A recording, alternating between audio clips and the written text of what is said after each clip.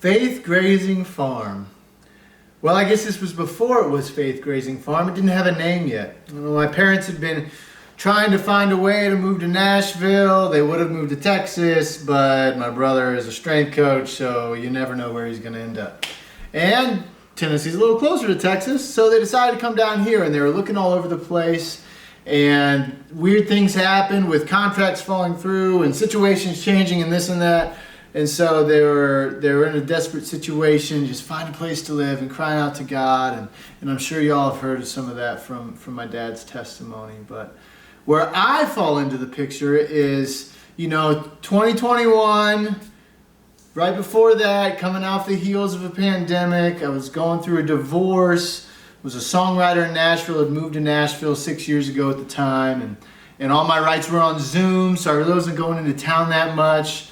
And my dad called me. I was in an apartment in Bellevue, and he said, listen, no pressure, but I found this place off the market. I just left a note on their porch, but it's 80 acres, and I really can't run it by myself. So we're getting a crazy good, God-blessing price on it, where we can still build on it. So would you like to come here and live with us, help me build my house? Which was really cool because, one, I had always wanted to build a house with my dad, especially since the last time I had done it, I was just following him around with a hammer, bending nails, and probably delaying him more than I was helping him. But also, it was a good time for me to just get out of that condo, to get away from just the city, and just this farm was such a cool place for me to draw near to God and to heal after going through that divorce and just struggle for the past year.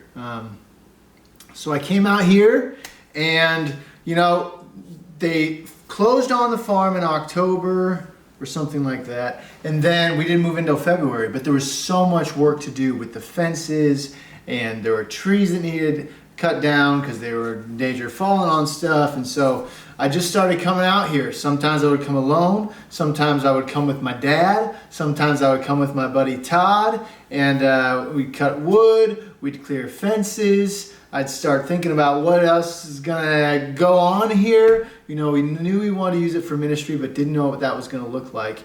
And we had 40-ish grazable acres, and so we were like, well, we should probably maybe run some cows on it. And so I started looking into different breeds and ended up settling on Texas Longhorns. And there was a lot of cool things that God did in that too, I've been watching the Texas Longhorn pedigrees and the sale lists and all that ever since I bought mine. And there has never been just the perfect group of what I wanted for the price I could afford that was available to me at that time.